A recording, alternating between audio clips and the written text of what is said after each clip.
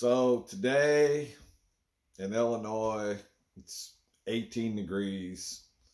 I guess most of the country is in a, what do they call it? Polar vortex front that came down. It's ridiculous.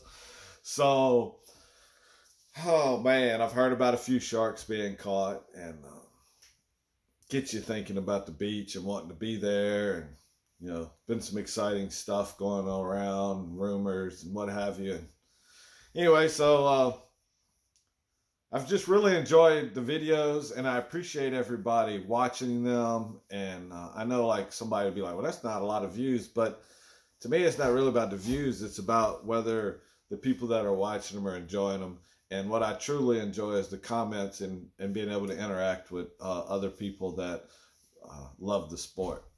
So one of the comments from Josh Whittle, I think I said that right, was talk about some of the great fights.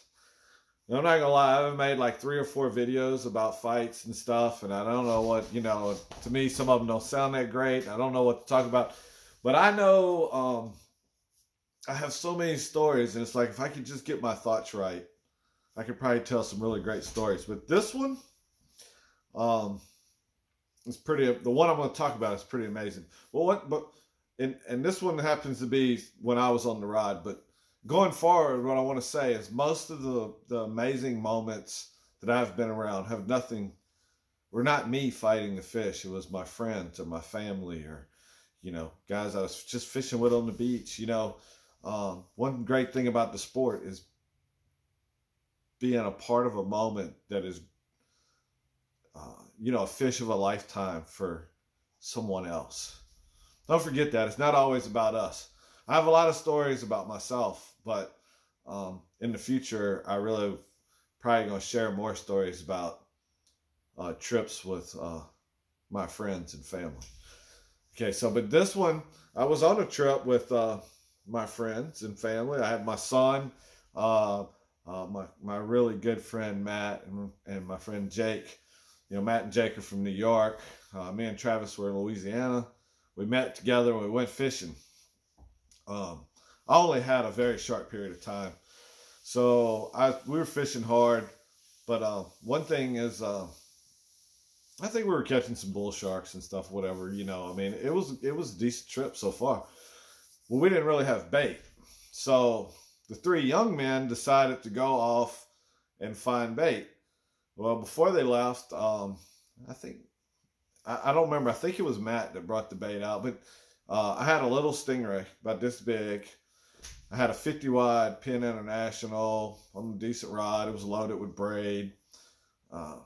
Sometimes y'all got to excuse me. Things a long time ago, the details tend to fade with time. It's one of the reasons I'm enjoying doing the videos, because it brings that back up.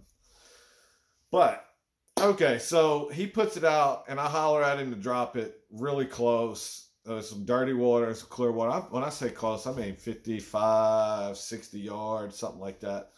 And obviously, I was trying to catch a smaller shark so we could all use for bait while they went ray hunting in the bay.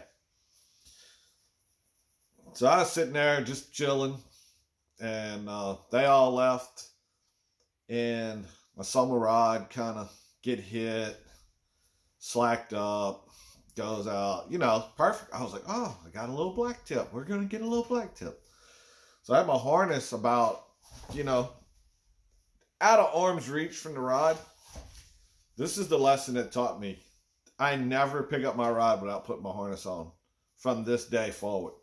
So I go over there. It's got a lot of slack in the line.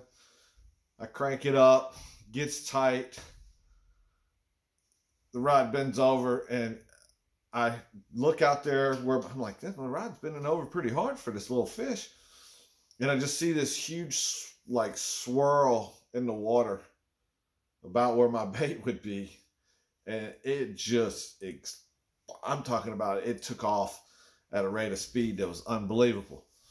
So immediately, I was pretty sure within 99% that I had a big hammer on.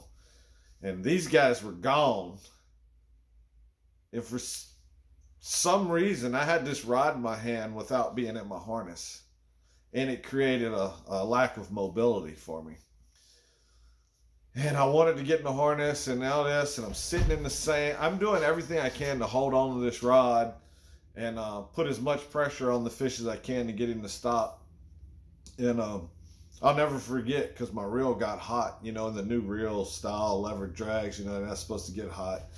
And it was just, he was just blistering it out. And I thought, I'll never stop this fish.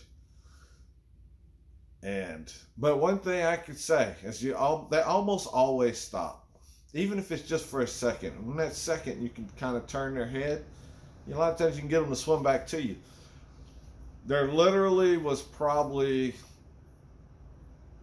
20 yards, 30 yards of line left on the reel. I could see all the gold through the line. I mean, it was it. And the fish stopped. And you know, I had to drag, you know, the line. I don't even remember. It might have been a 100-pound braid. I mean, I was giving it everything I had. And the fish stopped. And I was so excited. Like, this is it. I'm going to catch the fish now. I stopped him. In this moment where my rod has been over and the line is ping tight to the fish, I can still see this like it's in slow motion.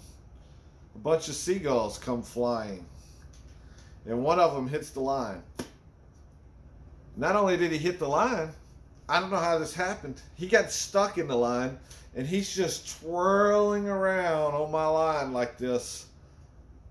It's tight. And I thought, oh my God, the line's going to break. And then all of a sudden the seagull flew off. He got out of it. Feathers all over the place. It was unbelievable. And so maybe 5 seconds later, the line snapped. So that's the story of the seagull and how all the challenges that we face when we're shark fishing, that a freaking seagull cost me a giant fish. Anyway, I can look back and laugh about it now, but at the time I was utterly sick to my stomach. Well, I hope y'all enjoyed that one.